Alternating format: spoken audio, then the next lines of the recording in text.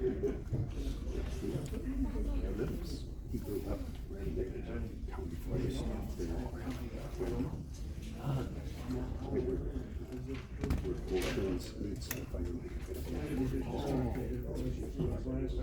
But not within their Chatterton's place? Okay. But at different times. He was growing up in out there and acting with their dad. I've seen the name, that guy that wanted for shooting that guy. They're looking for the guy, the guy. He stayed at cabin there right there. And I'm pretty sure it's still close. He ate the steaks, he wanted the elk steaks together in the cabin. He says, I don't even feel good staying there. Knowing he was sleeping there. He might have changed everything. You know, he was the whole deal.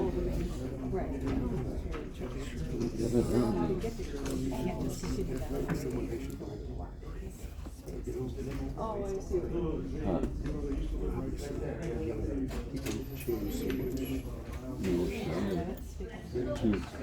There's a lady that is, that dating.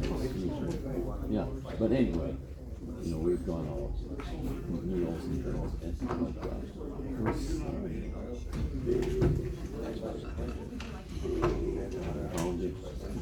So Jerry, you won't be here because, he knows him pretty well.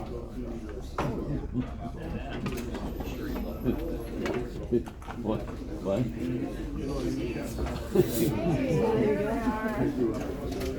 What was that? Call the meeting to order. Hey. Carol, Oh, yeah. you can sit here, I'll sit on the end. Whatever. Discussion? First say aye. Yeah, right. Don't start new room. I'll abstain.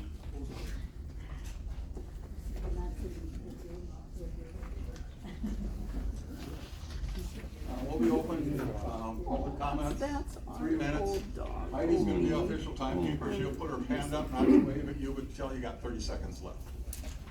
It's just the way to do this, so. I don't know what she'll do after 30 seconds, if she'll throw something at you. There's some new time. Okay, public comment.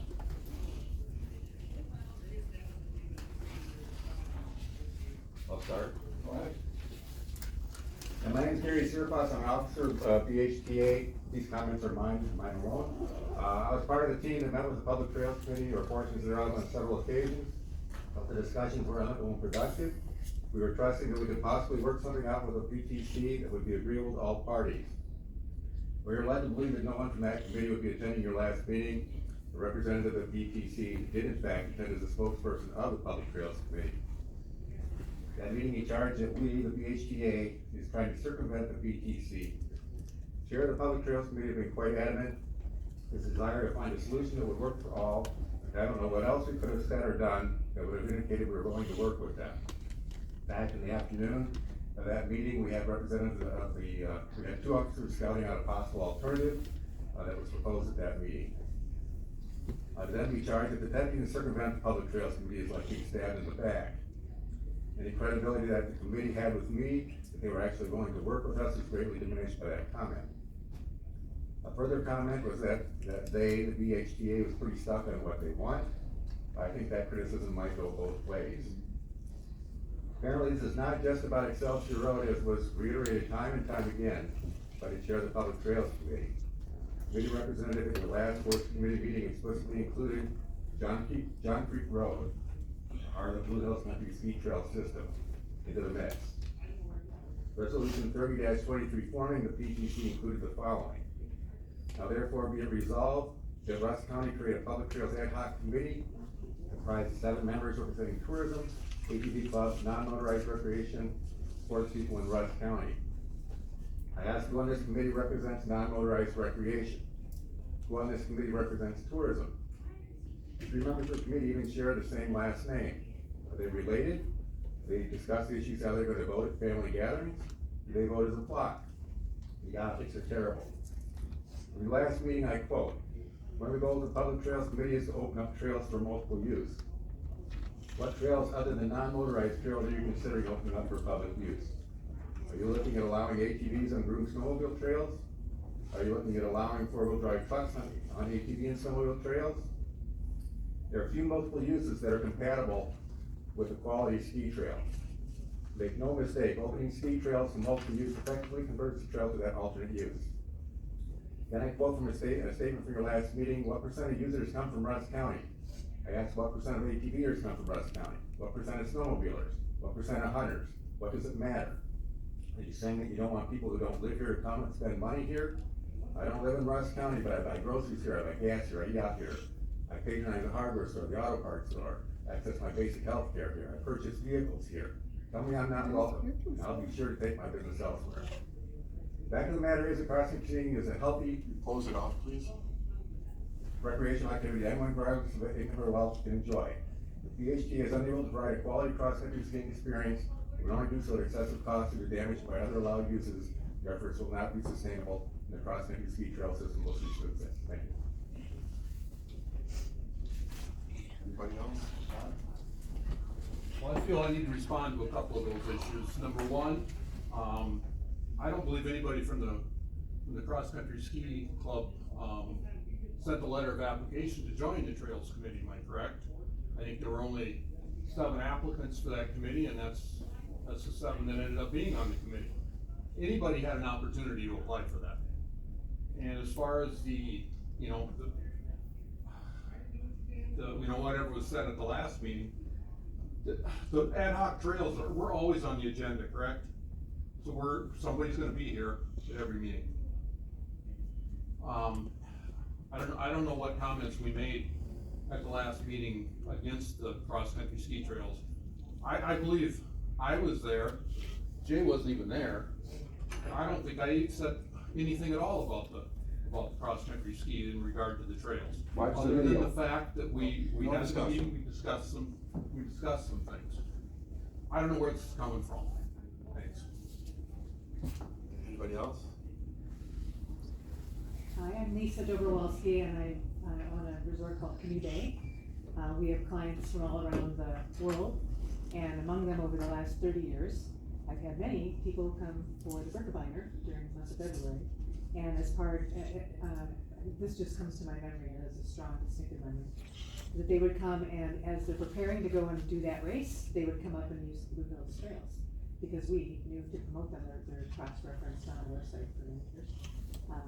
And they told me, people coming from Europe, all over Europe, that these are world-class trails.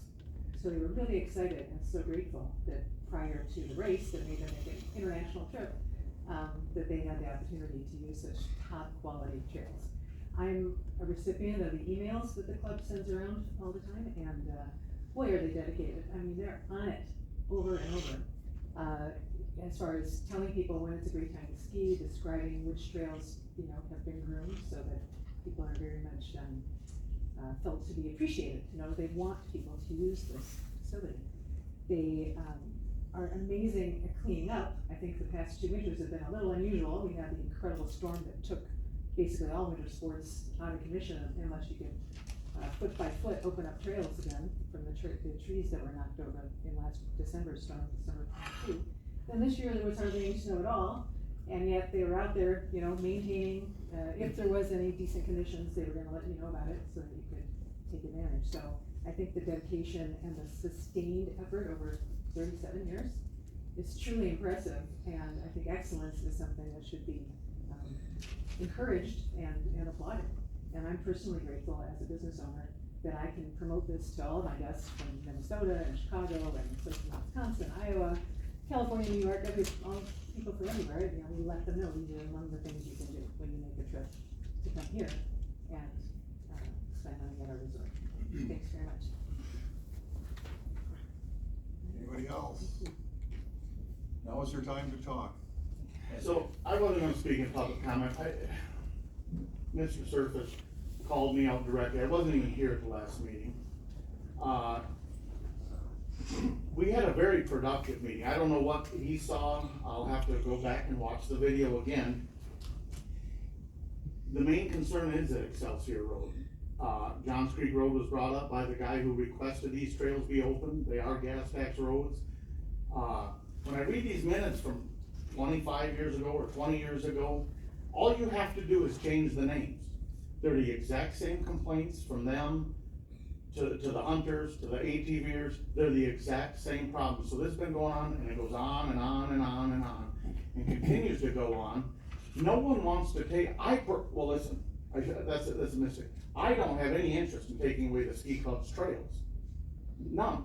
What I do want is public access on those trails that are paid for by taxpayer money, gas tax, whatever it is. That's my personal opinion. Should we help them make a route around? Absolutely. Will I go out there and help them find a route around? Absolutely. But to say that I have no credibility or my credibility has been diminished, everyone tell me when I have no credibility left because Mr. Knight's jail ended that day. So I would just suggest that we tone the rhetoric down, and move on from there, because for the four of us that were in that meeting, this was a statement, anyone who wants anything but to let those skiers use those trails is just plain lazy. And there's several people in here that heard that, and we toned that back. Tom and I talked about that kind of verbiage, and he agreed that wasn't helpful. But when you say those kinds of things about people wanting access to their public forest, I find that extremely troubling, that is the verbiage you're gonna use to describe the public land user. That is really, really sad to me. Anybody else? Bob McCoy, I saw in some of the minutes a comment, I just like to respond to that. Somebody questioned in one of the meetings, why would the county provide services for such a small group of, users? And I guess, to me, in relation to that, for skiers in Rusk County, there's approximately 40 miles of trails available.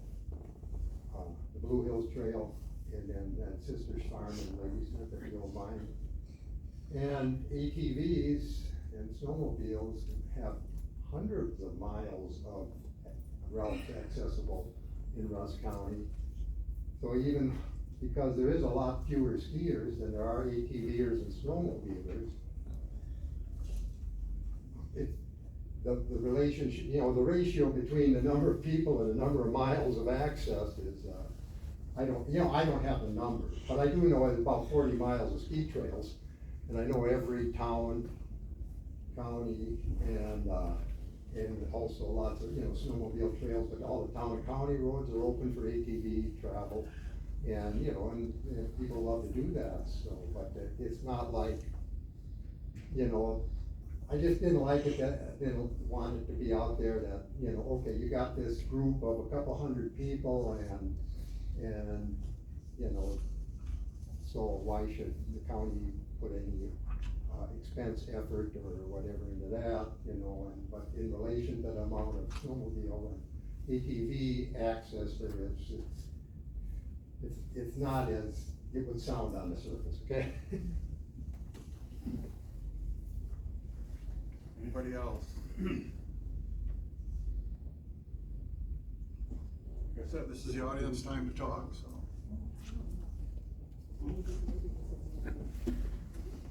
Hi, I'm Kevin Westland. I grew up in Bruce. Blue Hills has been part of my life for 50 some odd years. Don knows that. And that area where the ski trails are to the east towards Billmeyer and to the north towards Meadow Dam, I have walked every step of that hunting. I know it like the back of my hand, and I've bird hunted there, I've deer hunted there. And later on, I started to ski there when I was in my early 20s.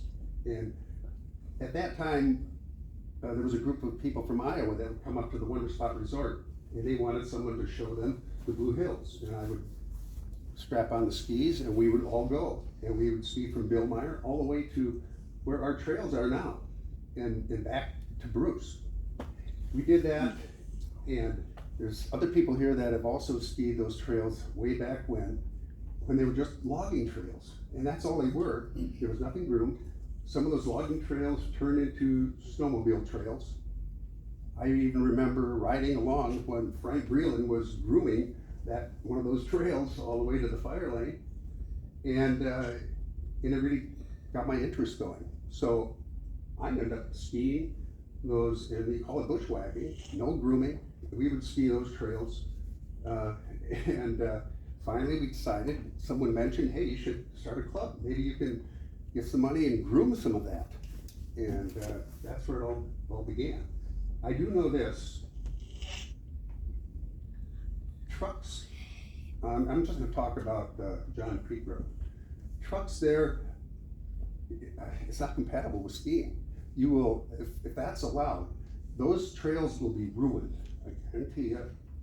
And it's also about a silent sport. It's nice and quiet back there. I talk to people that ski the Birkebeiner that are from Hayward, from Ironwood, Michigan, from Minneapolis, you name it, Madison. They all come there to ski, and they come here for one reason. And I ask them every time I see them out there, how do you come here? And they say, well, we come here because it's pretty quiet. It's like a wilderness experience that cross-country skiers and hikers, anybody who likes to spend time in the woods, they like. They prefer our trails to those super groomed trails, like over in Cumberland and the Birkebeiner Trail, where they have big piston bully groomers and they can groom them every day. We don't have that here, but we have worked together to get money to purchase really nice equipment, and we use it the best we can.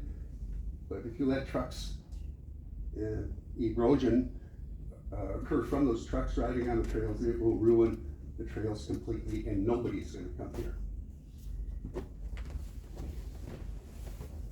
Anybody else? Before the Blue Hills Trail came in here, we were skiing and we'd find what we could on lakes or whatever around here, but if we wanted to find a really well-groomed trail at that point, we had to go, way up to Telmark area. It's about 2 miles, you know, to get a good workout for us, for those of us who really like to ski and we love winter. Each year, the first good snowfall brings a smile to our faces. We are so glad to have a beautiful, quiet, nearby place to cross-country ski. We're eager to go zipping around the trails and stopping to visit with old and new friends each year. Everyone always has a smile on their face. For a change of pace, we also have snowshoeing for those people that want an easier, I shouldn't say easier, just a slower pace going. There are beautiful, quiet sports to enjoy during the warmer seasons as well. The West Side Ski Trail of the Blue Hills is a great place for hiking, watching wildlife, horseback riding, and biking. In the fall, there's grouse hunting on the hunter walking trails. I think it's wonderful that the Blue Hills provide such a nice variety of outdoor recreation for everybody. Hope to see you out there soon.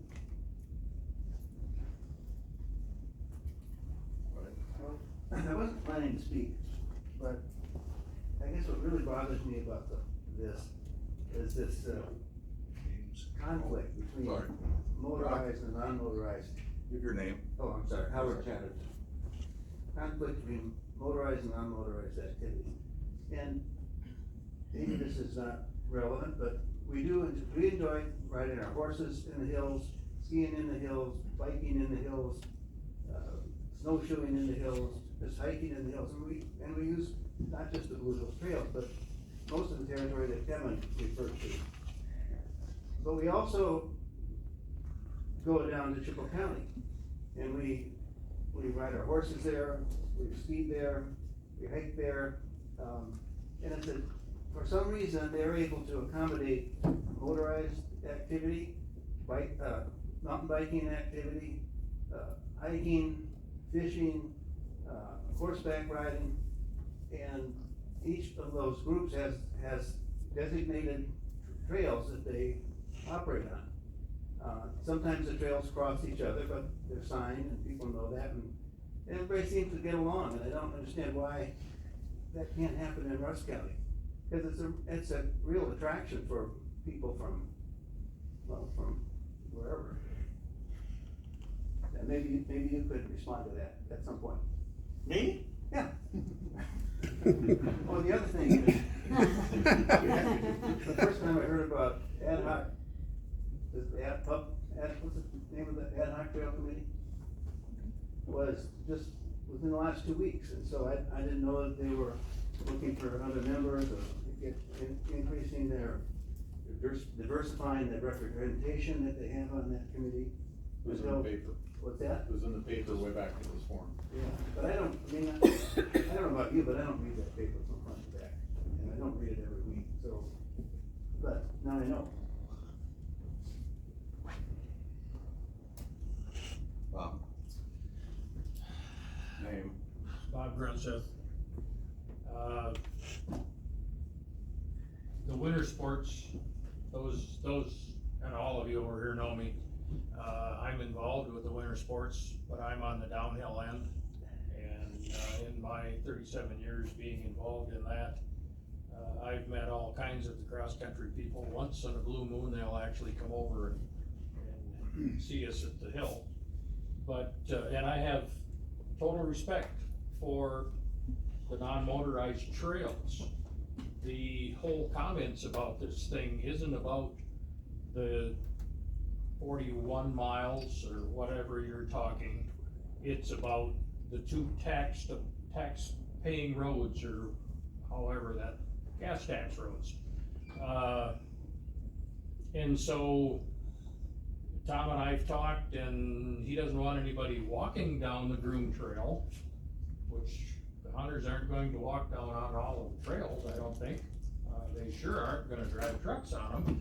What has the people that have come in and talked about this have come in, the hunters, and being that it's a gas tax road, they feel like they should be able to drive on the road, which is a key road that trails were built off of. So is there a way of, in the future, building a parallel trail to both of those roads, east and west, Excelsior and Johns Creek? I think that's more of a doable thing that we need to look at, and then everything else will be left alone with the hopes of all of the non-motorized user groups getting to use those trails. Because I have had people that used to ride horses on them that are told that they can't be on there with horses anymore. So, anyway, this isn't about all of the trails. This is more about the two gas tax roads. Anybody else? Can we ask a question about comment? Well, what? This isn't a dialogue, it's for you to make a presentation. Otherwise, she's gonna yell at me. Yeah. If I got any time left, I'll say one more thing. Do I get any time left? Don't track that. I need 30 seconds. It was in the paper, like Rod said. It was, I think, advertised for 2 or 3 weeks. There was only 7 people that applied. They took all 7. They're all known users. Some have mountain bikes, you know, some are hikers and hunters and ATVers, and some of them are on that side of the county and some are on that side of the county. And I think Bob hit it. This isn't about taking away any ski trails. It's about putting the road back in the road system. They're called Johns Creek Road and Excelsior Road. They're not Excelsior Ski Trail, it's Johns Creek Road. And when Gary mentioned that meeting we were at, I think we were willing to, if they put up signage that said walking is allowed versus walking is prohibited, I think there was some real, but if you go up there and look at the signage, it's like you're pulling into a private reserve up there. There's so much signage and shipping containers, you can't tell whether it's public or private. That's what I'm saying. Okay. Anybody else? Try it 3 more times. Just once, ma'am. Just a quick one. I can remember when the roads were just wet and you couldn't even groom them for skiing. And, a person, I can't remember his name now, from the DNR came with a dozer, and I was with him when he was doing that, and he, you know, made it out, so, for our ski trail. And at the same time, also have it, so that they could, get some, they could use it, you know, for getting, I'm trying to think the logging, jeez. The loggers, could use it also, that it would be wider. And so it was, you know, at that time, that was what it was made for. We made the, you know, the turns in it and everything, so it would be, fun for skiers at the same time. And then, you know, they kept building it up and everything, and now it feels like, well, now we're the ones that people are trying to boot out of there, and it's a. Okay, let's find out if anybody else wants to. Oh, okay, well, those are nice trails for skiers, cause they're flatter for beginners. Anybody else? I'd like to point out that what we're asking is from after hunting deer hunting season to maybe March, maybe April if we're lucky, a chance to use Johns Creek Road. Because that's a sort of a easy access for a lot of beginners. If it weren't groomed, I doubt very much that very many people would be walking it. When we get 2-3 feet of snow, you'd be post holing. And I just don't think you understand how much we spend effort-wise as well as monetary just to keep the road opened and groomed for those 3 short months so that we can ski. And when people claim they can't walk on it, I think what they're misunderstanding is we ask you to walk to the side opposite of where the tracks are, where you classic ski, so that you're not putting divots in the center of the trail, which becomes very treacherous when you're skate skiing. There are 2 different disciplines. And when they freeze in, when the divots freeze in.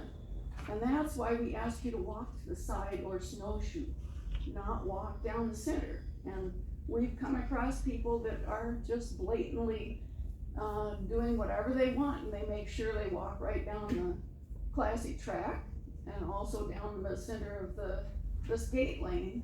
And I mean, we've dealt with that forever, but luckily it's not all the time.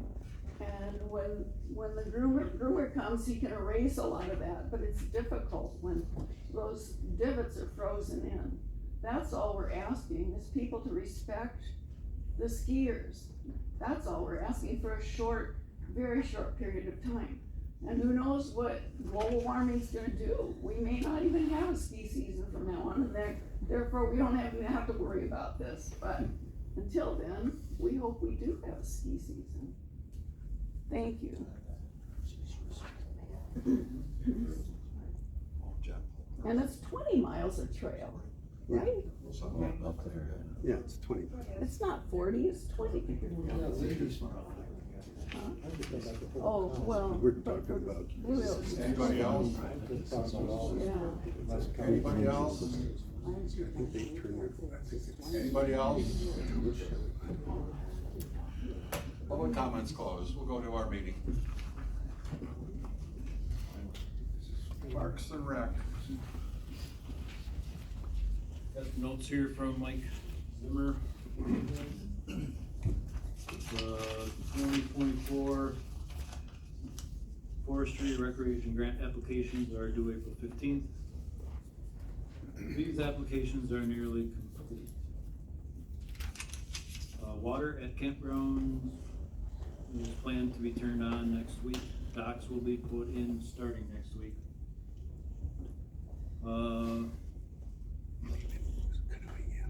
Met with Highway Department to go over projects to be completed this summer. Discussed need for more gravel to be crushed for future projects. Continuing work on stormwater permit for Bucks Lake ATV Trail Development Project. At this time, we have 3 returning students planned for summer intern. So you didn't get a third then? Three, yes, did I say four? We have three. Okay, All three Yes.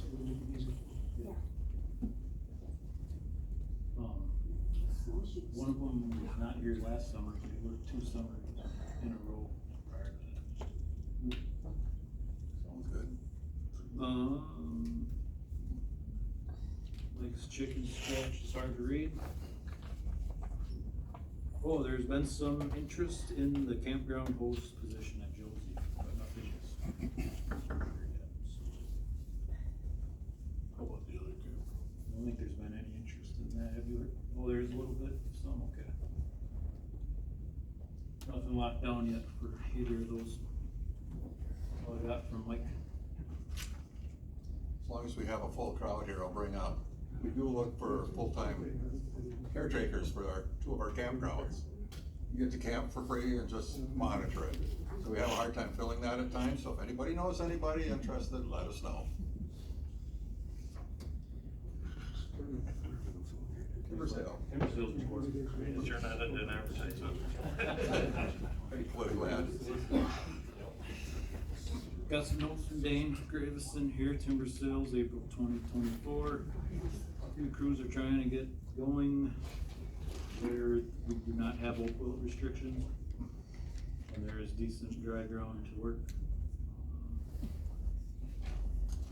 Marking season is underway, as well as prepping sales for the spring opening that we'll look at later.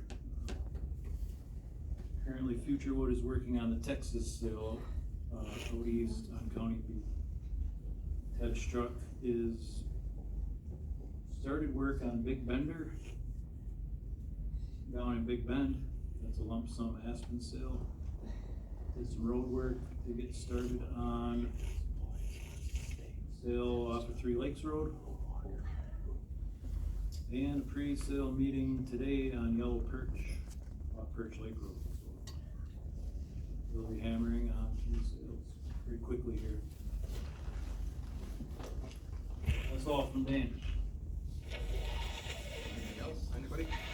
If not, switch hats again.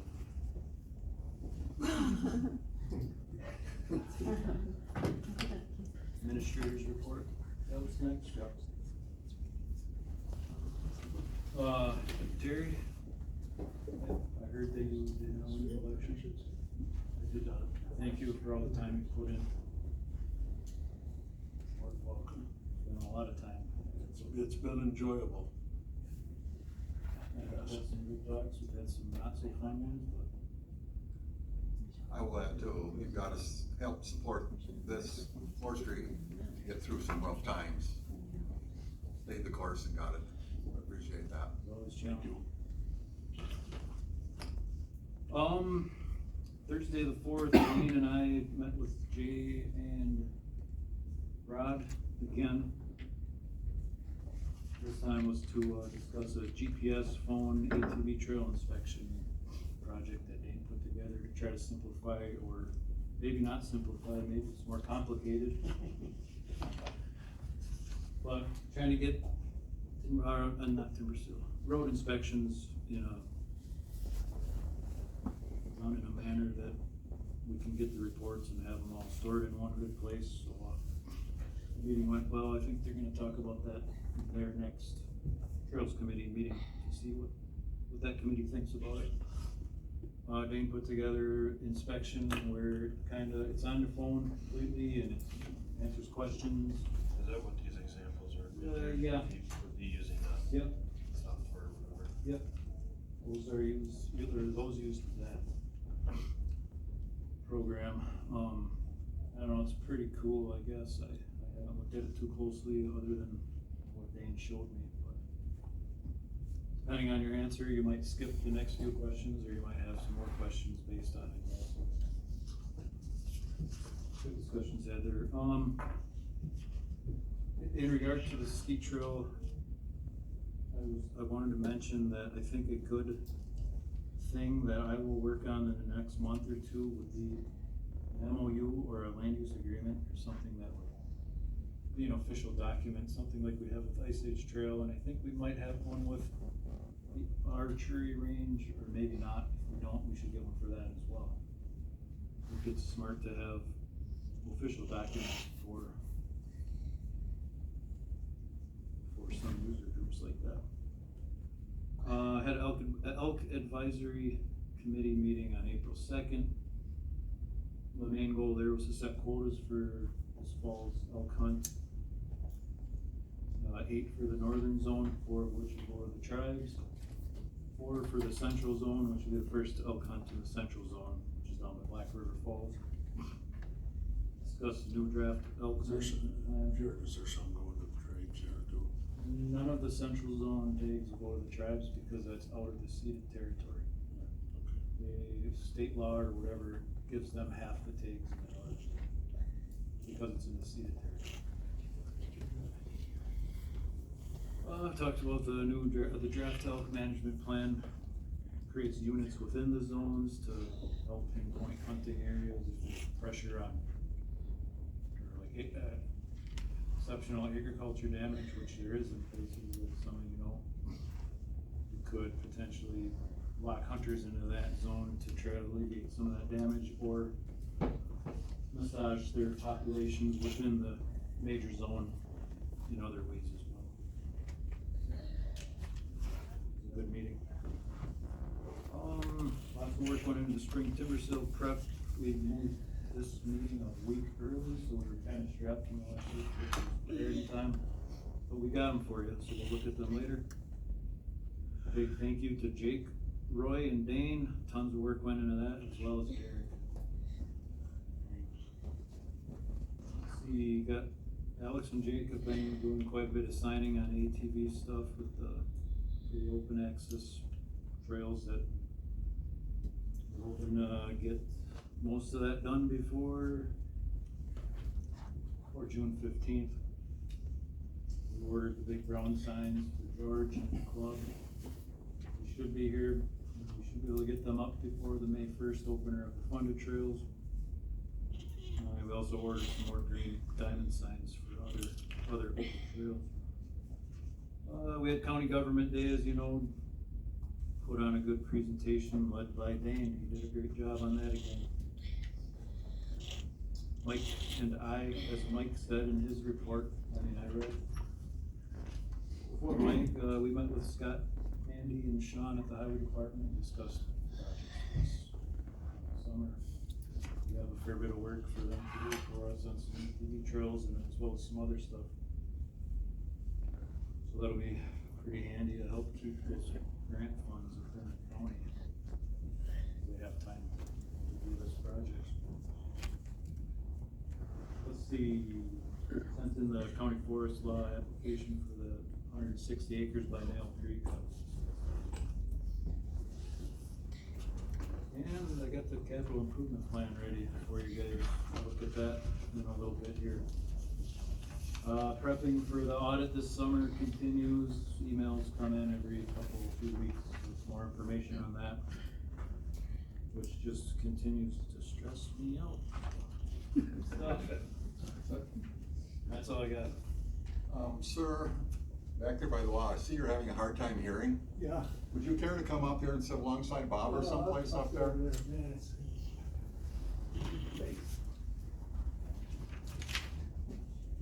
Rod? By me, Okay. Whoever's Are you doing it. talking or am I talking? Oh, yeah, it's okay. So we've not had a meeting since your last forestry meeting. Our meeting is tomorrow. We are going to go over Dane's trail documentation through the phone and see if everyone would feel comfortable with that. I'm sure that that's gonna be problematic for a few folks, but we'll figure it out if we gotta do something by paper and transfer that over if that's what they agree to. It seemed good, I think, I mean, it's probably helpful. The pictures will go right with it. We do have our meeting tomorrow at 4:30, I believe, so anyone who wants to come.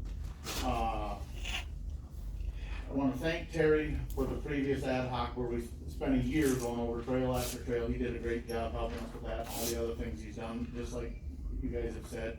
And, we don't have any trail recommendations because we're waiting till the loggers get down in the spring thaw, and then we'll go start looking at a couple that people have asked about, so. That's all I got. Still got a minute and a half yet. Am I timed when I do that? Blue Hills Trails Association presentation. I have a trail recommendation from the Forestry Department. While they're setting up. These three that Dane put together, these are, yeah, they got a little map here. VH 1286. There was a timber sale in the area. There was, I think there's a, where is this? Yeah, there's a stream crossing on that portion that was closed. There's now a installed culvert there, so we can open that portion. Which?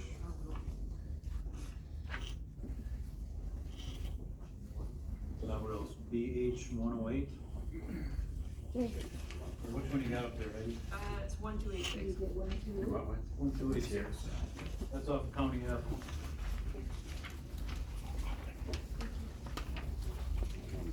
Yep, that one got a culvert installed. Fit to be open for some light ATV traffic. Which one's next for you, lady? 108? Sure. I got it memorized. Previously a closed road off Betty Lake Road. Some minor improvements were done to that. That one is now fit to be open. Assuming you get approve these all at once.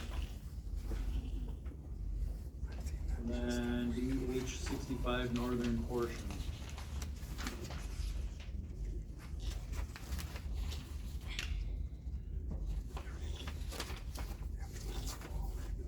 Oh yes, this is also north of Betty Lake Road. There is the large culvert installed on the stream there, as well as about another half mile to be opened up beyond that. And that's the three. So I don't know if you guys need to make a motion to open these, or you just open them. Looks like we set that up during this. Yeah. Committee. Second. Discussion. For all three. All in favor, say aye. Opposed?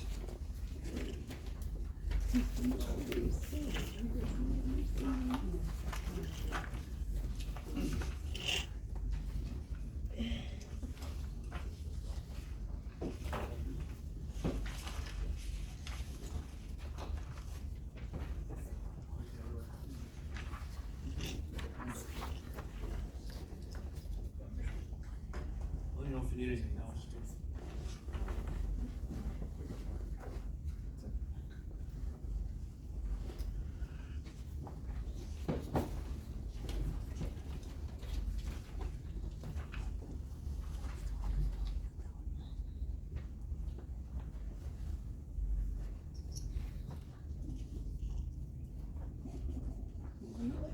So maybe we'll change the tone here and show you something really pretty.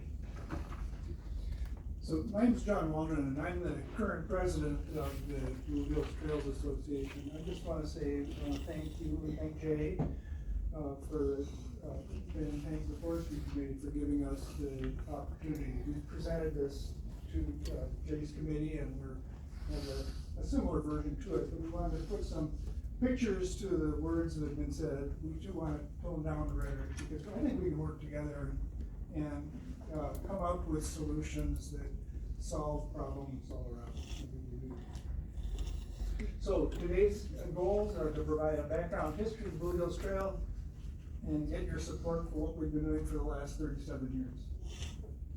The Blue Hills Trails, I think most of you all know this, is about 25 miles away from here. Formed in 1987 by a local group of cross-country skiers with input from the WRA. And it has been a big part of promotions in Rusk County for all those 37 years. Our mission is to develop and maintain non-motorized recreational trails in Rusk County for public use. That's our mission statement. We're all volunteer organization. lots of hours, thousands of dollars donated each year by our volunteers. We maintain about 20 miles of non-motorized trails that within a block of land that encompassing 3 square miles. In the winter, that's cross-country skiing and snowshoeing, and we do have some of the best and most scenic cross-country trails in northern Wisconsin. In the non-winter, there's hiking, biking, and hunting, of course. People think of it as a silent sports escape, and a great reason to live here. So just by comparison, Christie Mountain opened in 1977. Blue Hills Trail started in 1987. It's featured prominently in Rusk County's websites. And about 130 households become members. This is one of the promotions that's used in Rusk County, and that's Steve Corn, who many of you know, have owned the Flame. Oh, yeah. These have been our business sponsors over the years, largely from Rusk County, but also from Barron, Eau Claire, Sawyer, and Burnett counties as well. Membership is optional. You don't have to be a member to use our trails at all. We're a public, we are an organization that is involved with maintaining trails, and so membership is optional. It's a way for us to raise some money and to get people committed to working on the trails. Many of our members don't ski or snowshoe. They include some hunters that come up annually, other silent sports enthusiasts. Based on the dollars that we collect at a donation poll, we figure that we have roughly 500 to 1,000 separate visits to our trailhead every year from non-members. It's hard to track those numbers, but that's our estimate. Most of our users are local from the 4 surrounding counties. We have visitors from all around, and during the ski season, there will maybe be 20 to 25 cars a day that come to the parking lot. Some of them buy seasonal and year-round homes. I don't have any numbers on that. So all ages, all incomes, hikers, mountain bikers, deer and bird hunters, dog walkers, scouting groups, school groups. We've got a lot of school groups, birders, horseback riders, and lots more use the trail. We maintain about 6 bridges in that area. There's a lot of directional signage, and most of those are wayfinding signs. We have some Avenza maps, which are downloadable and people can use to navigate while they're out as well. We built and maintained and heated a warming house that was built in 1998. The Bruce J.C.'s built the 2 pit toilets, which we keep them maintained. The buildings are placed at our cost and then become the property of Rusk County, and always have been the property of Rusk County. We have a pretty sophisticated website called bluehillstrail.com that's been mentioned as a place where people can find out conditions all along. And we get updates to Travel Wisconsin weekly during the ski season. This is just some screenshots of the website. Trail conditions are featured at the very top. And then there's pictures of the ski areas. I wanted to just show you some of the quick pictures there. Hiking, biking, snowshoeing, hunting. So, since 2005, the Blue Hills Trails has spent about, we estimate about $500,000. Maybe another $250,000 was spent in the 18 years prior to that in building and maintaining trails. Most of those dollars go back into Rusk County, and we get no monies from the state, no monies from the county. Our income comes from membership and donations and fundraising. We have worked very closely with Rusk County Forestry. We have about $90,000 worth of equipment. Most of that's in UTV and snowmobile and grooming equipment. This is just sort of a summary of what we spend in a year on gas, storage, upkeep. Most of this is spent in Rusk County. We mentioned the ice storm before. We ended up renting heavy equipment, backhoe and a loader, and spent about $9,000 or $10,000 removing tree damage throughout the trails in Rusk County's forests. So when I grew up, this is what cross-country skiing was. You know, you just went out, and Carolyn mentioned that before, you just went out and went wherever you want. And you didn't take much space at all. You could imagine you could almost make it work to have something go up on one side and keep a ski trail on the other. But nowadays what's popular is skate skiing. And now this is a picture from the Berkey, and I show it not because we're the Berkey, but just I want you to see the breadth of the trail and the speed the skiers are going on. That deck has to be smooth and fast or it becomes pretty dangerous. This is our version of it. Our version is on this ski trail that doesn't have a classic track set, and this one there is a little bit of a classic track set there. Here, this is Johns Creek Road, and you can see this is the skate deck and the classic skiing, which is the old style. We still have a lot of classic skiers. I'm one of them that prefer that technique, but we have to be able to meet. Skiers want skate skiing. And that's what, just like at downhill ski areas, they wanted snowboards. Well, you gotta meet the demands of your customers. And our customers, our members, want to be able to skate ski. Otherwise, we won't have a ski area. That's why we need the space in order to have a skate deck and then the classic track. This is just a picture of some of the visitors that were mentioned before from Europe who skied in our area when they were up here for the Berkey. Next slide shows some skiers from Canada who were here as part of Rusk County's race in the summertime that was held on roller skis. Just to review for those who, I think most of all are familiar with where and what we're talking about. This is Rusk County, and this is the corner that we're talking about where the non-motorized trails exist. On the east side, I just want to point out where the struggle is this is Fire Lane Road. All the Birch Lake campgrounds are up here. This is the gravel road or Johns Creek Road. And it is a full-on gravel road or it's a forest gravel road up to about here. And then, Tom, go back to the. Go back. Yeah, please. Okay, hang on. Everything north of here, and that's, I should say, this is Rut Road up on the north side. That's a logging road that's had a lot of work on it, so it has a lot of gravel and firmness to it too. So it's gravel up to about here, and from here on, and everything in the middle here is wet and steep and not suitable for anything but light travel. It takes a lot of work to maintain this and keep it from eroding. Next slide. This is what we call our core loop, and that's really where people start. And right now, that's the way to get to the rest of the ski trails.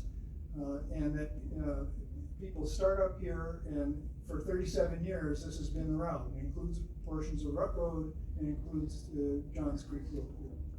And for 37 years, that's been the core loop. And it really is essential to our system. So 1.2 miles.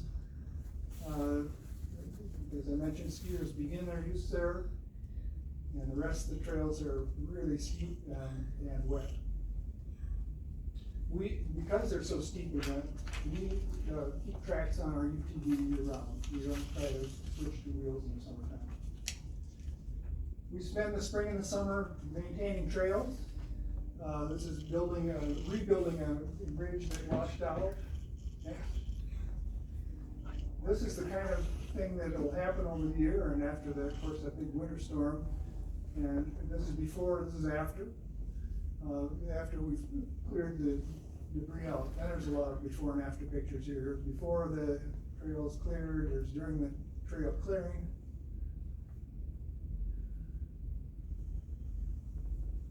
and we figure we removed about 3,500 trees in that area. This was the warming house at that time. We'll quickly go through these. These are some of the trails. This, I think, is gravel road. This is just cleanup that was done. We'll go quickly through these around the warming house.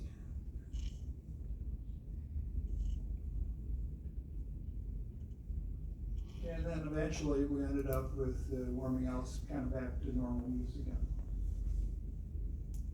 Took us till summer to do that. This is more before and after pictures of the roads and passable trails that were there.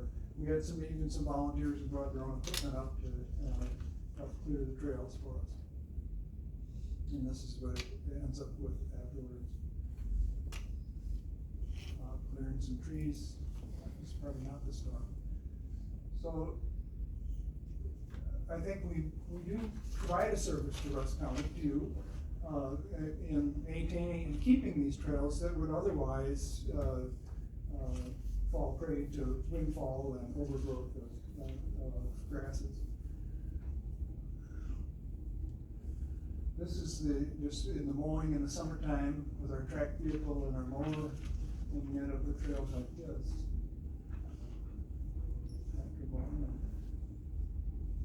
And really, this is what we want to have. The hiking season for by the end of the summer, we want to maintain and get to something like this so that people can hike pleasantly through there or hunt through there without having hoops and tree falls to deal with. Moving, we talked about most of that. It's been talked about. We have, like, it's pertinent to say that over 20 years it's been the same thing. Trucks and ATVs bypass gate, cause more damage. Deep ruts, we're just ruining the trails for anything but the ATV. Yeah. This is just an example. One truck went through a fragile area, and we still haven't got this back to normal yet. This is the kind of work that if you really want to fix it, you gotta put bulldozers in there and trap rock and everything else. West side, just again for orientation, this is the Fire Lane Road going up to Audie and First. There's Audie. We're talking about Excelsior Road. And this road was, because it was not plowed, we were allowed, beginning about 6 years ago, 5-6 years ago, to begin grooming it. And then the agreement was changed, rescinded, and was allowed for half use of that road by half use for use by ATVs and snowmobiles and half for skiing. Can we go back to that one? Sure, to the map. And just to point out, this before Excelsior Road was allowed to be groomed, we had this area, and this you would park either here or here and then ski these loops. This has become a tough area. This is so wet. There are lots of beaver dams and tons of moisture in here. We've decided to let those go back a little bit more to nature. We'll mow them, but we're going to try to make this more of a wilderness experience because we had this loop that people could ski. And we've spent some money trying to get this connection made between what we call the Lollipop and then to Excelsior Road. We'll go on. These trails are special. They have a little more open vistas. They're higher. And that new trail Y to Z was created using an old logging road connection. We do allow dogs on the west side, or we make known that the dogs are welcome on the west side, because that's something that most places don't do. Next. And then the last couple of pictures of our grooming, again, the skate deck, and this is Excelsior Road with the classic track. During COVID, this was used, people skied their Berkeys here. 2 miles long, not plowed in the winter. In December of 2019, a formal agreement gave BHT permission to groom the north side of Excelsior Road for skiing while sharing the south side with ATVs, UTVs, and snowmobiles. Trucks were not allowed, and specifically not allowed. That's become, since 2019, that's become a very popular ski route, both by, among expert skiers as well as beginners. And really, during the past few winters, this sharing agreement has worked fairly well. Motorized traffic mostly stayed to one side. They occasionally groomed over their tracks to provide a surface for skate skiers. The problem comes with trucks and big UTVs. Nobody wants to drive near the edge of the road and risk falling off the road with a big truck. And I think basically the ski trails have the same problems with trucks and ATVs that snowmobiles have. We really have the same problem. We have a lot of trails, but Johns Creek Road and Excelsior Road offer the best surfaces for grooming and skiing, and particularly for skate skiing. They freeze up early to retain snow and give us a place to ski while waiting for more snow. Our sort of bottom line is that Johns Creek Road should remain non-motorized during the ski season, typically mid-December to mid-March. Now, if we can develop another trail parallel to it, yes. We would be all in favor of that. If trucks could use the road and we had a separate effective trail. But if that's taken away from us now, before adjacent trail is made, then that really totally eliminates our ability to operate an effective and popular ski trail. Many of our users don't ski. They simply want a quiet place to enjoy the outdoors, a healthy escape of mind and body. We ask that this not be changed, that the situation remain unchanged from what it's been for the last 37 years. And here's just a few feel-good pictures at the end here.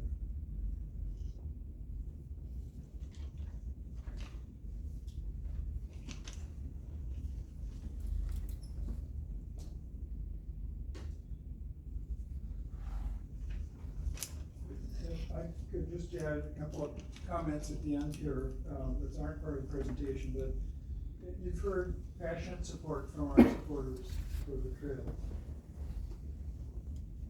I think I've described how fragile we think the trails are on both the east and the west side that are other than the roads.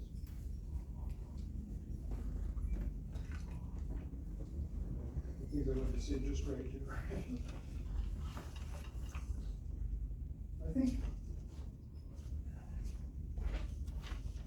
I think we need each other. Rusk County needs Blue Hills Trails, and we need Rusk County's support.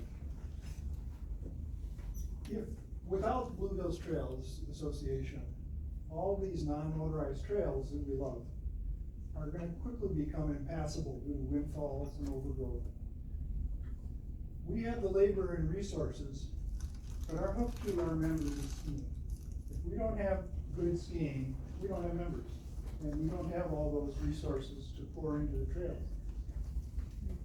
We need them to offer a quality skiing experience. That means we've got to protect the trails from damage in the unfrozen season, and we need to keep Johns Creek Road and Ruck Road non-motorized during the snow season. As far as Excelsior Road goes, if Rusk County rescinds that agreement of 2019 and allows trucks, largely for hunters, dog hunters, I think primarily, we would consider that short-sighted, but we would be willing to work on alternate routes with the help of the Forestry program.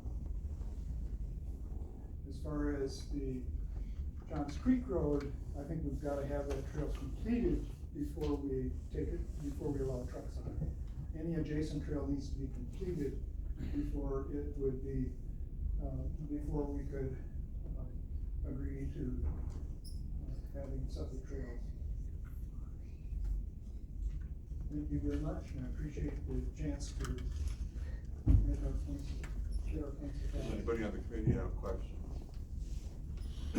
May I just add one closing too? The place is just it's a really a gem, and we'd invite any of you to come out and go for a walk with one of us out there if you'd like a little bit better feeling for what the trails are like. I just wanted to mention something that as the trails were formed back in '87, it was a cooperative effort that actually the WRA, led by Jerry Carroll at that time, and this is, Carolyn, you correct me if this is wrong, but came to Carolyn and Howard and said, you guys have been skiing on these trails, but why don't we help you, WRA, set up an area for non-motorized recreation? And they helped fund it. It got set up. I don't remember much of the details. I've been involved since '87 as well. But then some years later, Jerry came to Carolyn and said, of all the projects that WRA has done through the years, Blue Hills Trail is one of the few that have continued by well maintaining itself.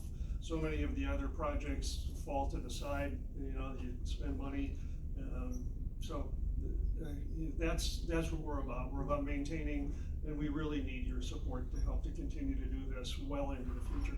Thank you. Any questions from anybody on the committee? I'd like No, to we just can't add do that now. on the horses, oh, sorry, I'm sorry. I'm trying to keep this, let's stay civil Oh, in certain right. parameters. Is there any way you'd be able to share that presentation? Get it to Heidi or something? The presentation you gave today, is there any way you can share that? I think so. And did you leave contact info with someone with follow-up questions? Us? Yeah. Okay. Thank you. Yes, you're welcome. I would have one question, Phil, it's not necessarily these gentlemen or people here. Yes, considering this is a legal question, considering this is gas tax funded roads, is it legal to even shut them off to motorized traffic for any time of the year? That's a legal question I have no idea the answer to. Well, we're not gonna come up with answers tonight or in the next couple of meetings, but keep working at I it. think that's a question that does need to be asked. I think I can address it. I spoke with somebody in DOT who I know incidentally, and I believe if the road is not maintained, which means not plowed, the counties lose the DOT support of 360 or 630, whichever the number is per mile, if that road is not plowed at the request of anyone. So one person requesting a road to be plowed means that that section, if that section road is not plowed, then the DOT would subtract that $600 or whatever it is per mile from the return to the county. That's what I was told, because I used to do the DOT. That's true for town roads, but in county forest roads, that has been an issue in other counties in the past. And it's been decided by courts, I believe, that it's not required to be plowed with snow. Okay, thanks for that clarification. We do plow them for timber sale access. And you're asking about gas tax roads. Is this a gas tax road or is it a forest road? It's a gas tax funded forest road, from my understanding. Am I correct, Jared? Yep, we get $351 a mile, roughly. A year? Per year. Per year. How many miles are these two roads?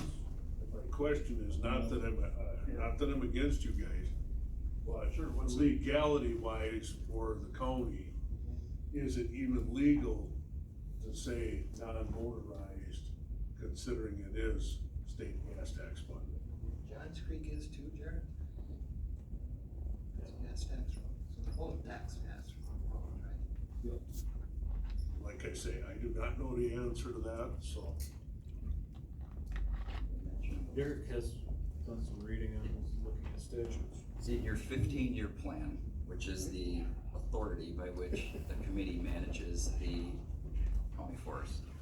Under permanent primary forest roads, which Johns Creek and Excelsior are listed under, they are part of the county forest road aids program. However, in this chapter 700, it states, vehicle use may be restricted at various times of the year to minimize physical damage to the road or for safety reasons. So if you have a user group using the road, I think you guys have the authority to, at various times of the year, close it for safety reasons or for, to keep the road from being damaged. Also later on, in this chapter, it says, these permanent primary roads will be maintained and remain open to public use. These roads will be closed during the spring to protect them from frost heaving. Snow plowing will occur on these roads on an as-needed basis for timber selectivity. Further vehicle restrictions may be imposed and will be signed appropriately. So this gives you your authority. You guys manage these county forest roads. I think it's perfectly within your authority to close them for certain periods of time for those reasons. That would include Excelsior and Johns Creek, all of them listed in that section of the 15-year plan.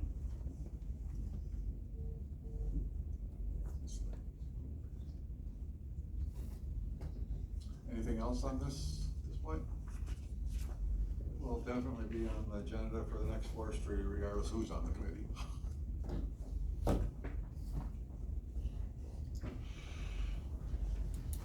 PPV trail open. I think the open closing dates have been established. Take that item. Unless somebody else. May 1st for fund day, June 15th for their.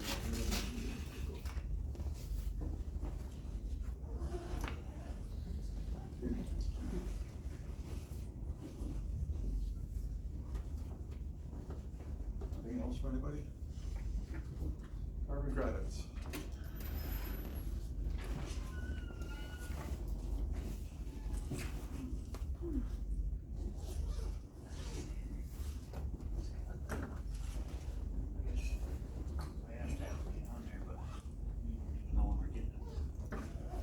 Is that what we're selling here?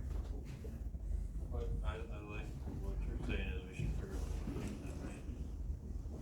We should figure before we start getting them in. Right. We should probably allocate them so that they're not just. I honestly Has think. any other counties been into this and sold their animals yet? There are, I forget, probably maybe 10 Have they other actually counties. gotten paid?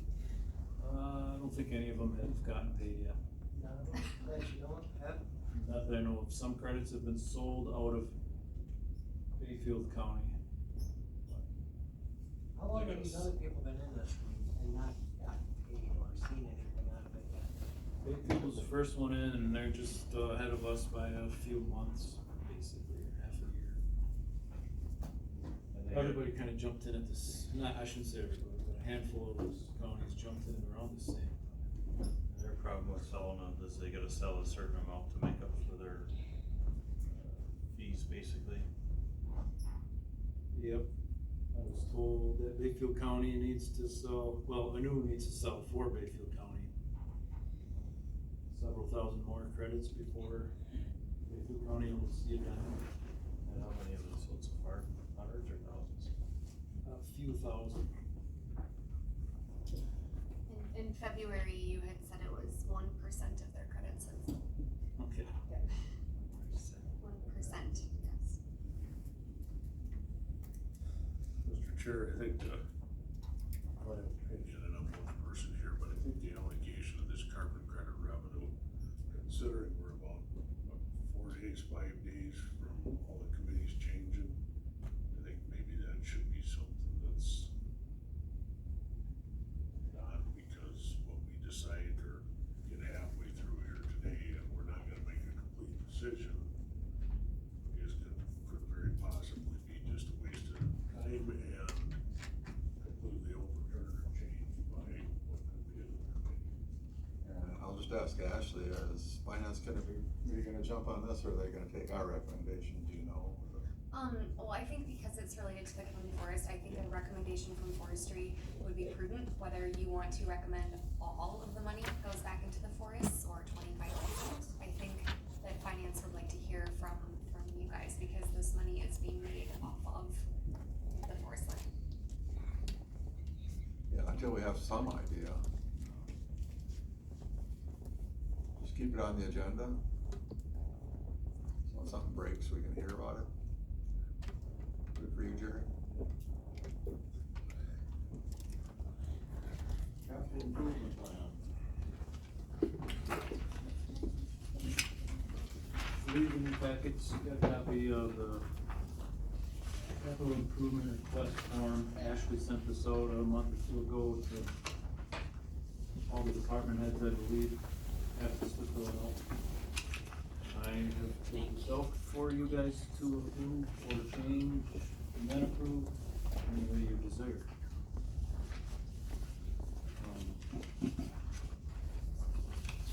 I can run through some of it. So this goes 2025 through 2029. 25, we're looking at potential of a new Trimble GPS. The current newest one we have is almost 10 years old, I think. Trimble's a brand name, but resource grade GPS that we can use for usually for property boundary work. We're not surveyors, so what we do is certify surveys, so we can get pretty close and adjacent landowners. My question to you would be, if you change from Trimble to another manufacturer, would the software and everything you're using all be still compatible? You have to change some of that. Yeah, I mean, as of now, we haven't looked into this at all, so definitely make sure that we're compatible.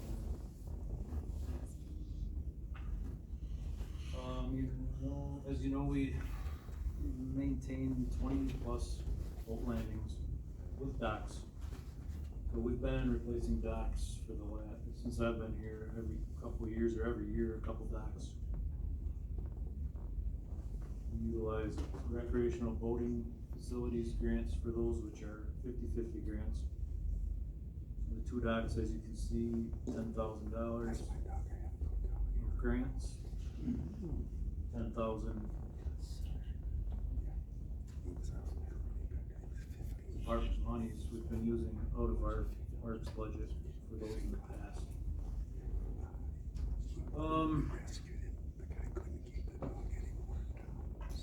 Mike Zimmer suggested adding a couple sites at Murphy Campground. So with campgrounds, we're limited on the number of sites we can have based on the bathroom. The current bathroom, we can have a couple more sites there, which would be useful because then we can make a little more money. One of the maximum sites you can have with current bathrooms. I think so. It's based on footage, isn't it? You have to be so far away in a certain number of sites, there's a distance limitation. But there's a nice spot down in the existing campground where we can sweep along the lake that would probably get a lot of use. 26, I have an ATV in there, mower. The notes below I have there for you. We currently have 5 ATVs. If we replace one every 4 years, the oldest one will be replaced when it's 20 years old. I think that's probably getting a pretty good use out of it. When we replace them, we sell one on the auction. We've done in the past.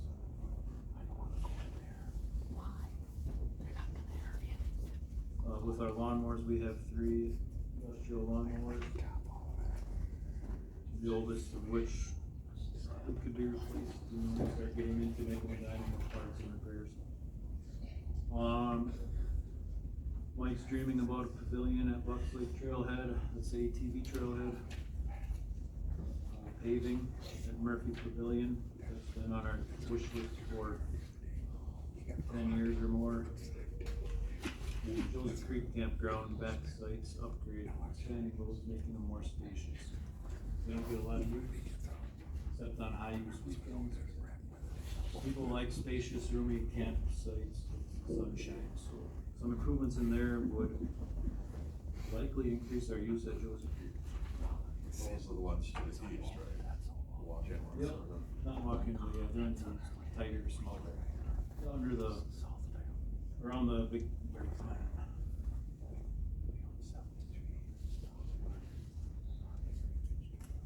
Let's see, 2027, 3/4 ton truck.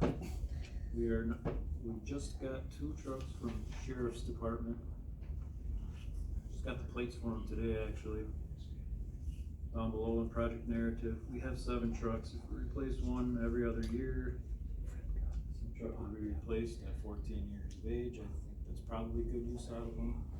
Look at the mileage on that and adjust that, of course. But I think that's pretty reasonable truck replacement rate if we wanted to get on a consistent rolling replacement rate.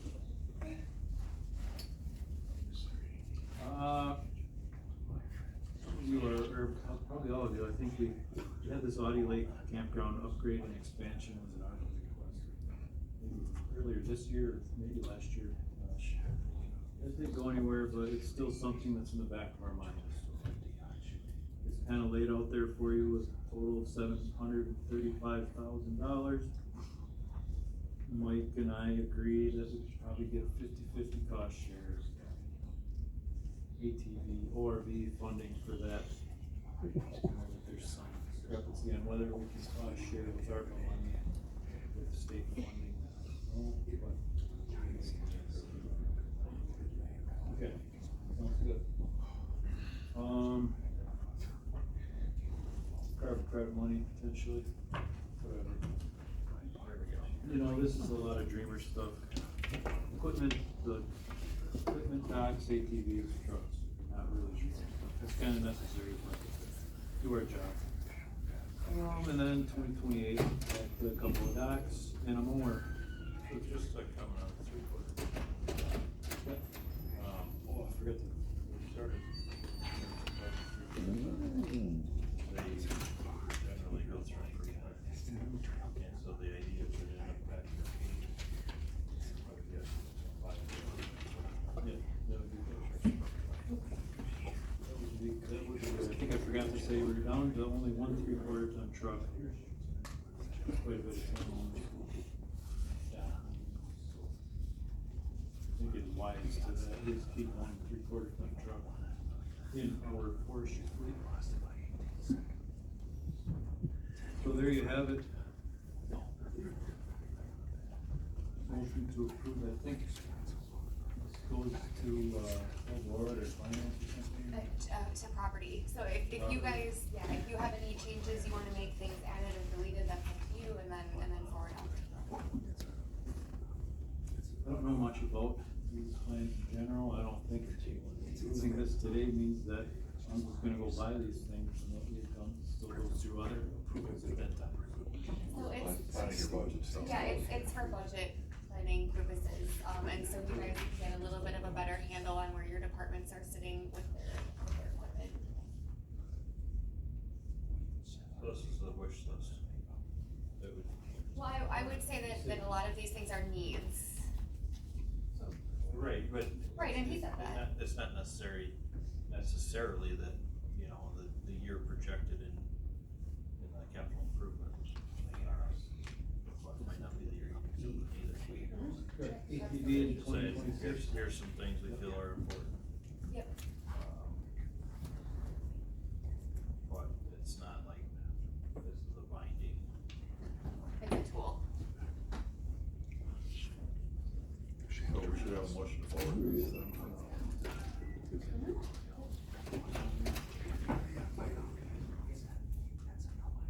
Discussion.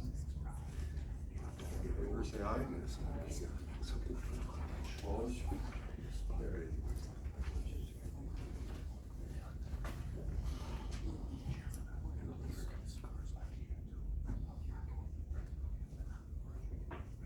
LTE wages. Mentioned we have 3 returning interns or summer workers, whatever you wanna call them. At personnel, we only asked for and got approved for 2 of these. The third one kind of was decided since then, I didn't get why.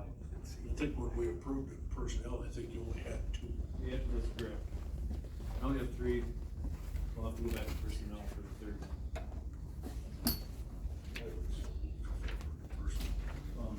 So it, We approved 2. He's asking for the 3rd now. we also need all 3 approved. That's what I said, I would approve moving this 3rd one to personnel. Okay, so the, yes, we only discussed 2, but the actual motion was to approve a $1 per hour wage increase for Parks and Forestry LTEs for returning summer employees. Okay, then that would, okay, then it would be, So that would cover. yeah, that would cover the 3rd one. Yeah, I think so. That's why I was wondering, that's how we said that. Still need your approval, because we never looked at this in forestry. This one's, Pay raise. this third one's a return one. Yeah. Yeah. We should approve the pay raise, correct? Agree with personnel. It just went to personnel first because of timing. What was the pay raise again? $1 per hour wage increase for Parks and Forestry LTEs.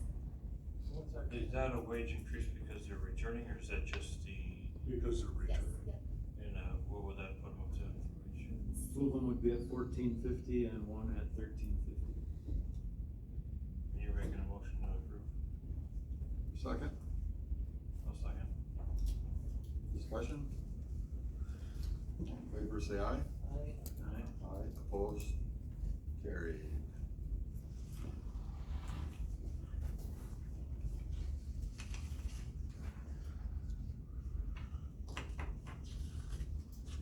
Ordinance updates.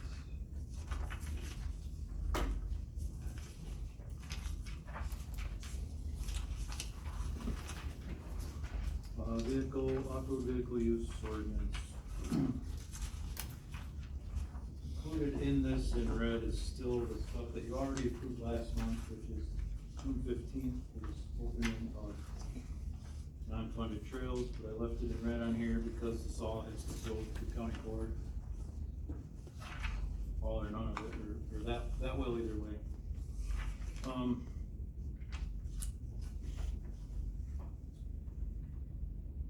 See here. So what we need to do, vehicles greater than 3,000 pounds cannot be allowed on funded ATV trails. Even when frozen. So let's see, line 112-ish.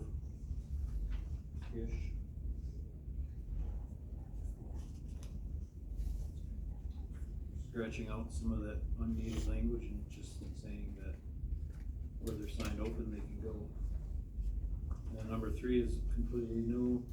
When the ground is frozen, vehicles greater than 3,000 pounds are not permitted on the funded ATV trail system, ski trail system, and the parking lots of Josie Creek Rifle Range and Archery Range or other areas determined by.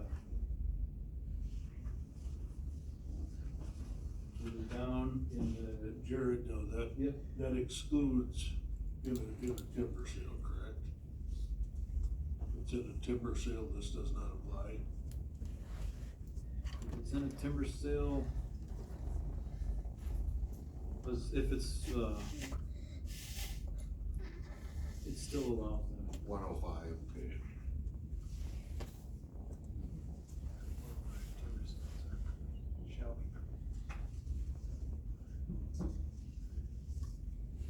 In section C below that, number 1, 2, 3, 4, there's a lot of excess language that we don't need. Tidy that up. Audie Lake Park, so the way it's written, unlawful to operate or permit the operation of any all-terrain vehicle or snowmobile in the following areas. Any area within the boundaries of Augie Lake Park except the parking lot located at the boat landing area and the access road from the boat landing area to Perch Lake Road. Number 2 is the same. Number 3, any area within the boundaries of community park except for paved areas.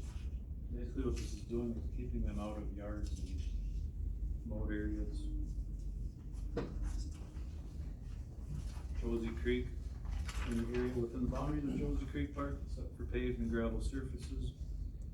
Motorized vehicles are not permitted in the rifle range or beyond the parking lot of the rifle range except for snowmobiles.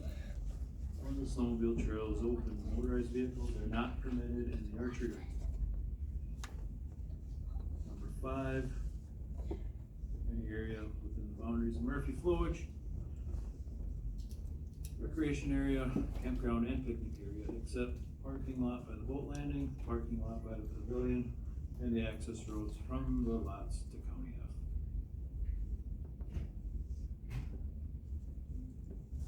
Number 6, any area within the Blue Hill Ski Trail system and established hunter walking trails. Number 7, other areas determined by the committee. One thing that was scratched off is boat landings in number 5.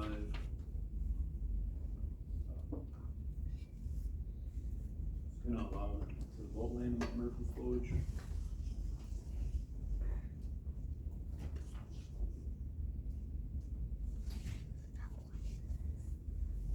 As well as all other boat landings. Number 6, any county maintained boat landing and associated parking lot from March 15th through November 15th. That's all scratched. So they are allowed in our boat landings if we pass this change.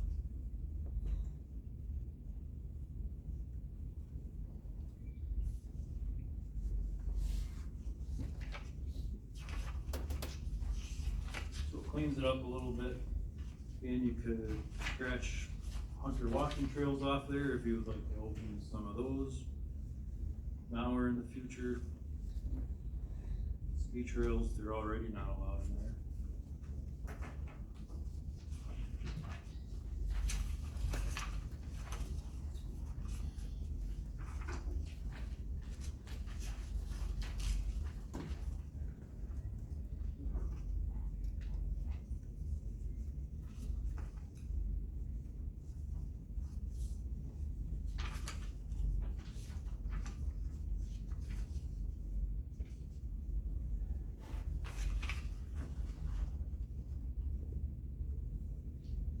That's the 169 set, we did that last month, right?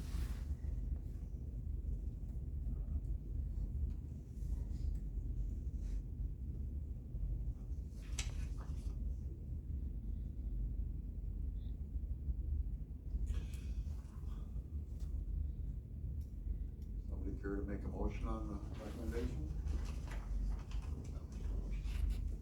Don? For a second? Gary? Discussion? All in favor, say aye. Aye. Opposed? Carried.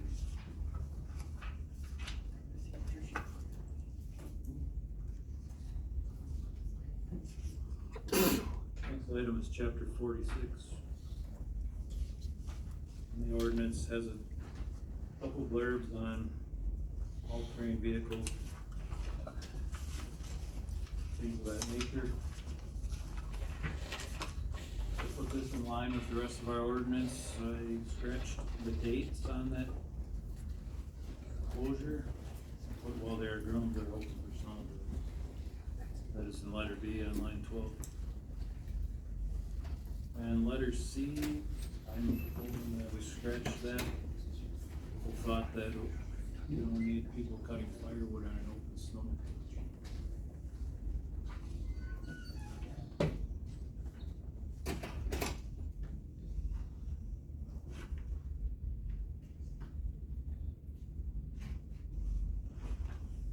I guess the way it's worded here though, it says they should contact the county forester, so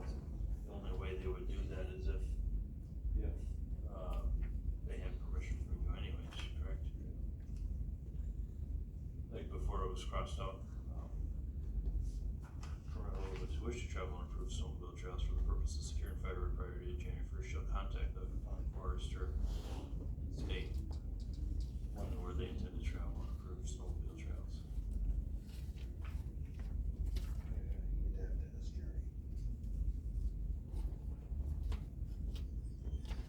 I guess I'm not sure how it's supposed to be interpreted. It says they shall contact.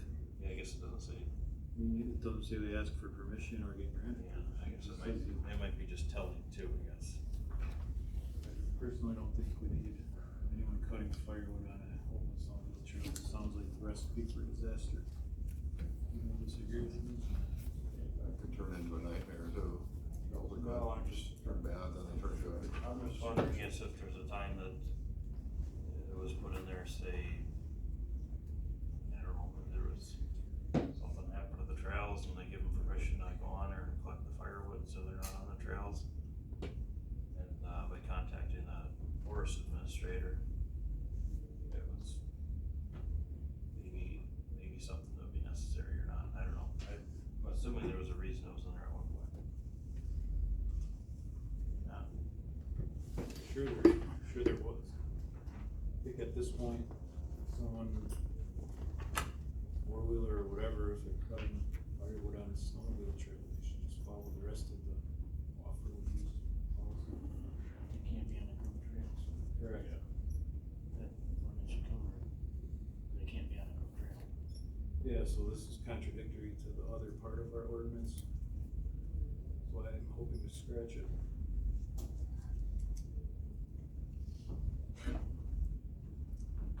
I'll make a motion to scratch it. There's plenty of woods out there. This doesn't have a Cut. trail system though, right? A second. Like, there's number 2 reads B2. There's some in B. No system. You're including the whole thing. Yeah. On this whole thing, whatever is scratched off. Cause the only ones that are really signed are the snowmobile trails. Yeah, it's just that one. It's kind of confusing. John made a motion, I seconded it.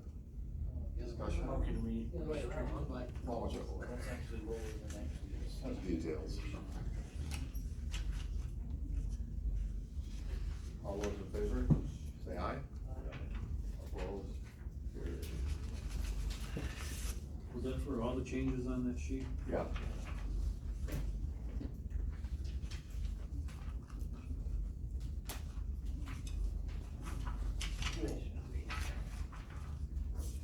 Good packets.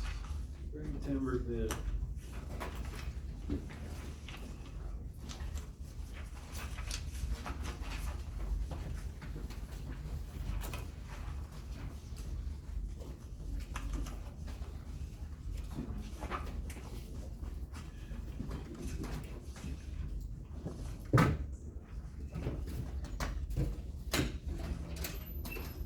We have this letter that goes out every year with the bids, and a signature on it. We have the prospectus, we got lots of information there, no changes. No changes to those other than the dates. We'll have to establish a date for the bid opening.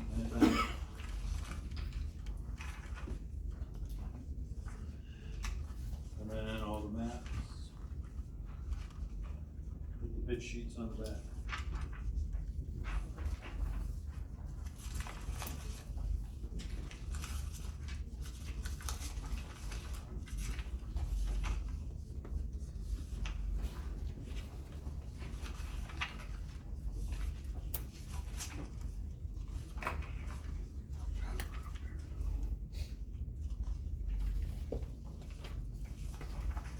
Sales, 2, I think, 2 of them are redos.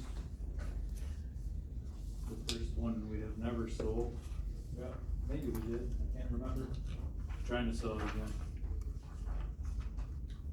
And the last one is the one that was taken back from Roger White.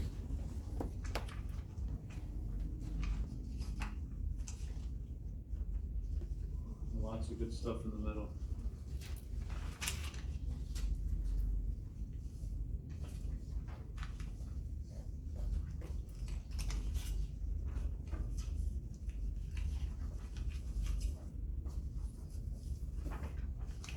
questions, let me know.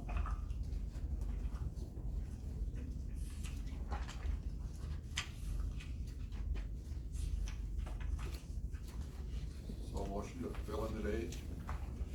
Send the bid out.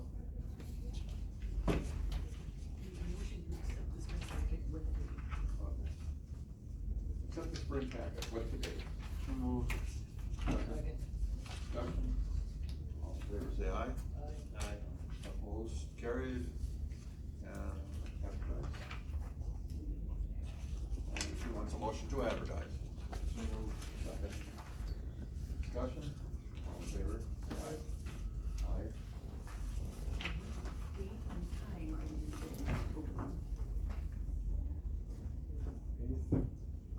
Your next forestry meeting, wouldn't it?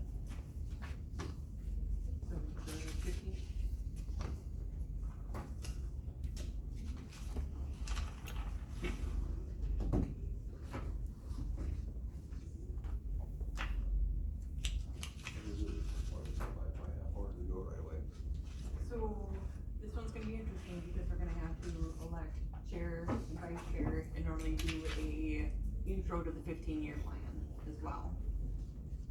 And then it would be in there after there somewhere. Can we do the plan afterwards? We have the chair signed and then do the 15-year plan explanation for the new boards afterwards. Something like a plan. So we do 3:30? Well, 3:15, I think.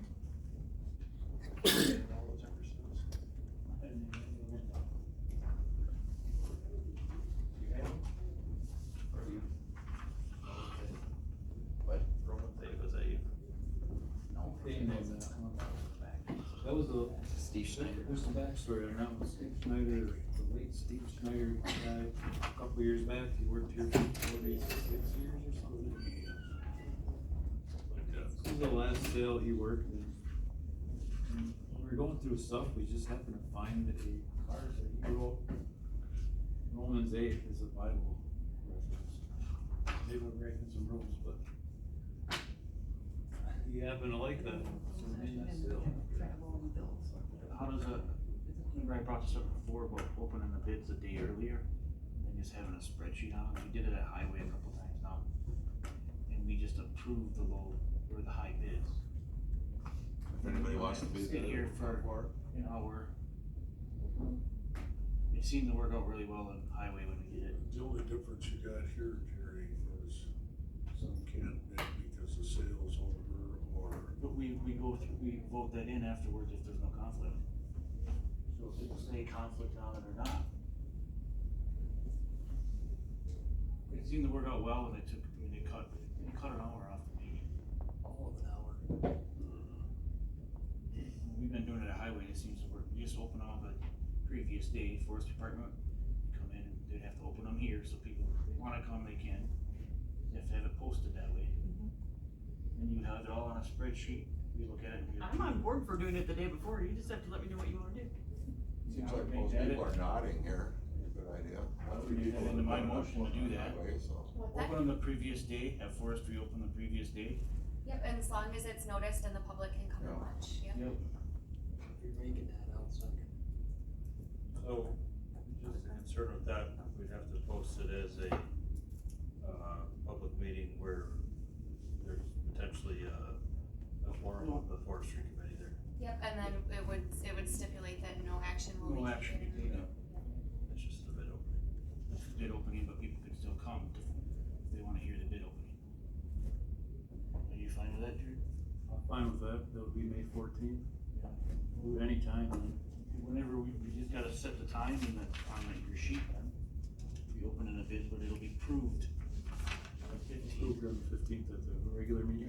Meeting, so it's gotta state. Can you send the spreadsheets in when you're done, Heidi?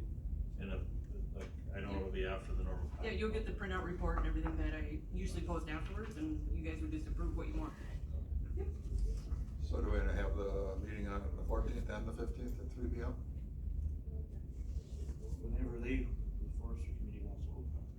Or the 14th, I think I would go. earlier than that, so you're within their work hours for all. Do like 9 AM, 10 o'clock? 10 o'clock, something like that, Sounds good to me. 10 o'clock? We don't, it's not an actual meeting, it's just an opening, no action will be taken. It's up until that moment, I suppose, at 10 o'clock, open. I'll make that motion then for 10 o'clock, the opening, and then it'll be approved on the 15th. Are you talking about the 14th? Yeah. Okay, so there's a department head meeting in this room at 10 o'clock. No, there isn't, you can move. We can cancel that. Okay. Is it till like 11:30? Or, no, it's usually just until 11, so if you'd be okay with moving it to 11, That'll be fine. I'd like to attend the opening. Good.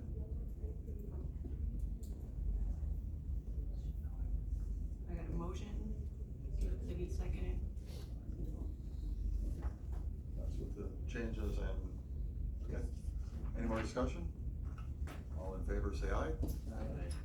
Opposed, carried.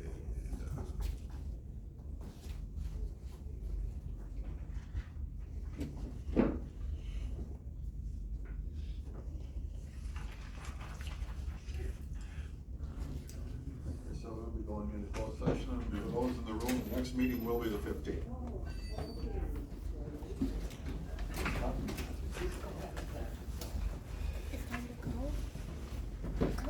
Closed session.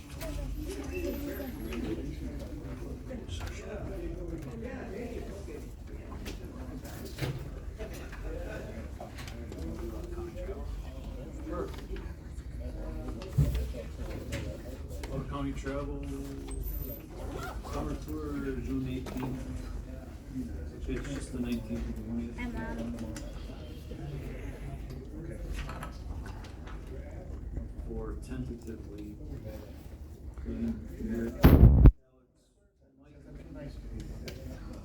many committee members that might want to attend. That's one out in the field.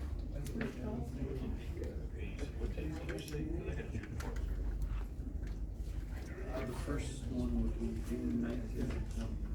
Says 18th. Oh, this. I just had to flip to County Forest Association. That's why they actually go out and they'll show us what they're doing in their woods.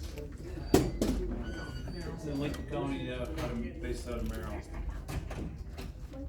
Basically, I talked to Heidi and said, well, I'll make a motion to open it up, then we can decide with the new committee who wants to go, if we can cancel whatever we don't want to use. Anybody has any problem with that? No, that's smart.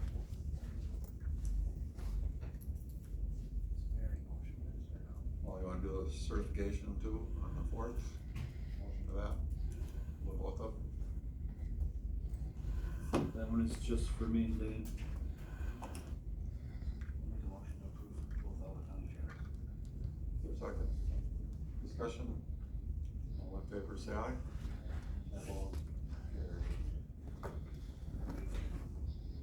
Talking too soft over there. Oh, Terry's still gone, so we'll do the bills. Anybody have any questions on the bills? So cheap. Okay, the sheriff's department was $5,052. They're a little bit behind.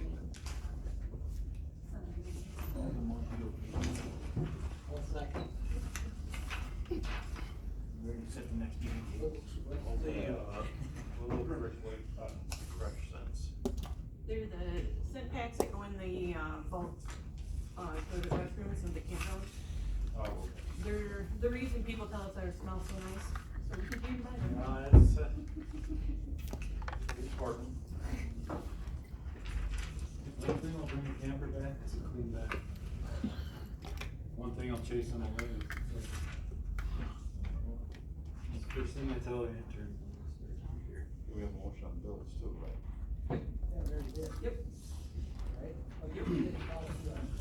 You know, I got a motion, I I'll second. check with her, she keeps me on. Anything else on the bills? If not, motion for the bills. All those in favor, say aye. Aye. Opposed, carried.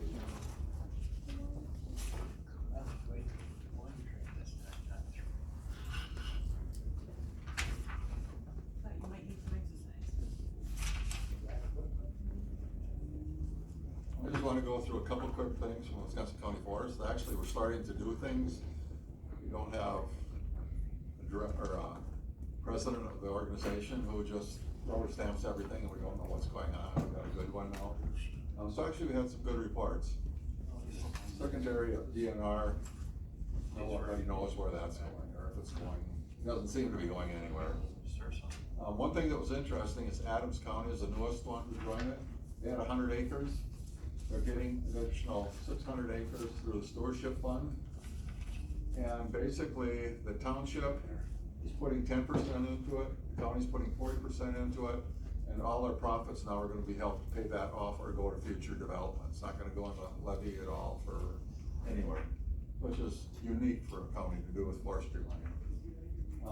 According to Doug Brown, our friend on credits, says that basically he's trying to tell people to avoid the quote crappy sales, which he called back ash swamps and wet conifers. I skipped bidding those, that's what he said at the meeting, so. It puts north of me out, Jared. So we'll see how it comes down. Why does he recommend not timber sales in those? Yeah, they're just, have a hard time selling them. Conifer, there's no market for it. Yeah. And our budget's gonna stay the same, or our dues are gonna stay the same next year, because we're still getting $50,000 from Stevens Point funding somehow through the university. But in 26, it's gonna go down to 25,000, so we'll have time to figure that all out, so. And I guess,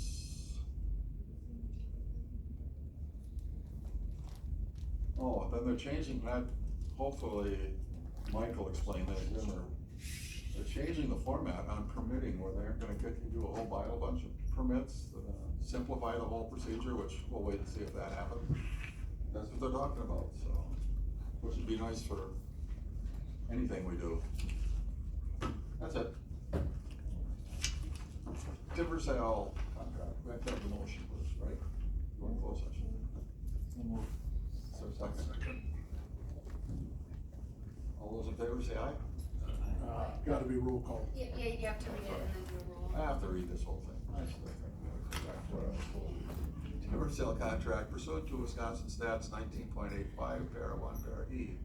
Chair announces a closed session for deliberating or negotiating the purchasing of public properties, the investing of public funds, or conducting other specified public businesses, whenever competitive or bargaining reasons require a closed session. Terry? Yes. Yes. Yes. We are in